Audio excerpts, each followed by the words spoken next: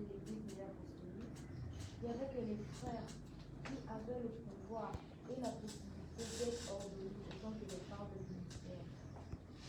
Mais de nos jours, vers les années 2023, ça m'échappe, l'Église a pris une décision d'ordonner également les sœurs, afin que les sœurs puissent également avoir la possibilité de bénir leurs filles et d'être mandatées autant que les sœurs de ministère, autant que les... L'Église n'a pas ordonné de femmes dans le ministère. Il a seulement appelé des hommes. Et donc c'était simple, c'était confortable, parce que Jésus ne l'a pas fait, il ne veut pas qu'on le fasse.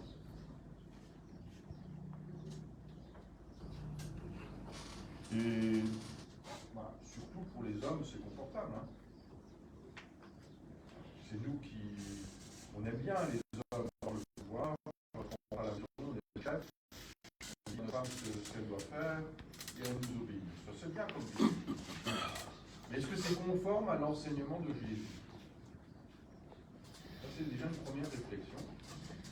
Hein, on se sent en tant qu'homme, on se sent supérieur à la femme. Mais est-ce que c'est conforme à l'enseignement de Jésus? L'apôtre patriarche, quand l'apôtre patriarche Schneider est devenu un peu patriarche, le catéchisme venait d'être publié, mais la question du ministère n'était pas complète. L'apôtre patriarche Lever avait confié la mission à l'apôtre patriarche Schneider. Le chapitre 7 du catéchisme de terminer l'approfondissement. Qu'est-ce que c'est le ministère? Et donc c'est le travail que l'apôtre patriarche Schneider et les apôtres de district et l'apostolat ont entrepris entre 2014 et 2019.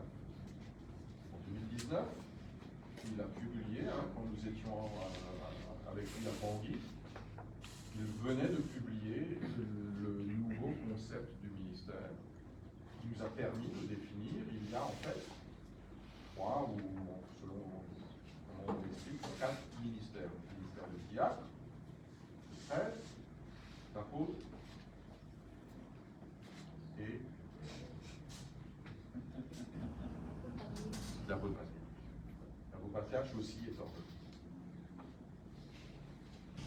Et que à l'époque, on ordonnait les évangélistes, les bergers, les évangélistiques, les anciens, les évêques. Mais en fait, ils avaient tous le même pouvoir ministériel. L'autorité spirituelle. Hier soir, quand j'ai ordonné les 2 frères, j'ai expliqué quelle est leur autorité spirituelle. Et le berger ou l'ancien district avait la même autorité spirituelle. Et ce sont ces réflexions qui ont permis de développer le nouveau concept du ministère. Alors maintenant, en 2019, vous savez qu'est-ce que c'est le ministère? Le ministère, c'est l'autorité spirituelle, la bénédiction et la sanctification pour exercer le ministère, comme je l'ai expliqué hier soir. C'est aussi la différence entre l'autorité spirituelle et le mandat. Je ne vais pas m'étendre là-dessus.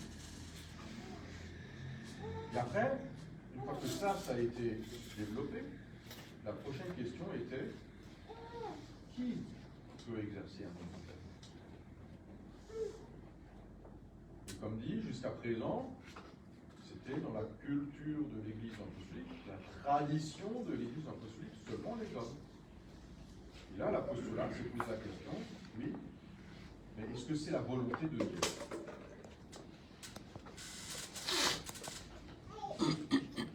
Et l'apôtre patriarche et les apôtres districts avaient élaboré une méthode pour comprendre quelle est la volonté de Dieu. Est-ce que Dieu, le Créateur, a créé l'homme et la femme différents? Est-ce que c'est la volonté de Dieu que l'homme soit au-dessus de la femme?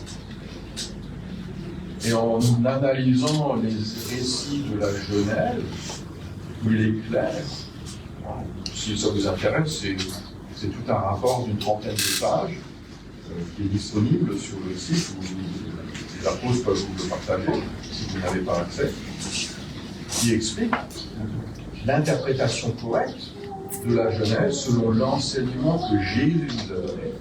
C'est l'homme et la femme ont été créés égaux. Il n'y a pas une hiérarchie entre l'homme et la femme. L'homme et la femme ont été créés égaux.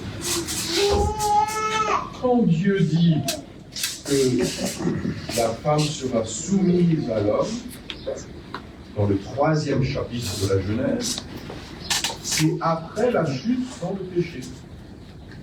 Jésus nous montre que Dieu ne punit pas. Donc, c'est le 3e chapitre de la Genèse, c'est pas Dieu qui punit et qui maudit, Dieu ne punit pas. Mais c'est Dieu qui annonce, voilà la conséquence de votre acte. Vous avez accompli un péché,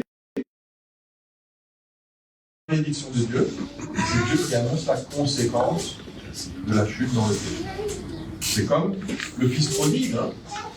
Il a souffert, pas parce que le père voulait qu'il souffre, c'était la conséquence d'avoir quitté la maison de Dieu. Mais dans le 1er et 2e chapitre de la Genèse, c'est très clair que Dieu a créé l'homme et la femme égaux. Ensuite, on a analysé quelle est la volonté de Jésus. Est-ce que Jésus a fait une différence entre les hommes et les femmes? Eh bien non, Jésus, même qu'à l'époque, vous vivez dans une société où les femmes n'avaient rien à dire, Jésus a fait exception à la culture. Il est allé vers les femmes, ce sont même les femmes. Je veux dire, dans le 2e chapitre de Luc, les femmes financées qui ont permis à Jésus d'accomplir sa mission. Pourquoi Jésus n'a pas ordonné de femmes et que des hommes? Eh bien, peut-être parce que les femmes n'auraient pas pu exercer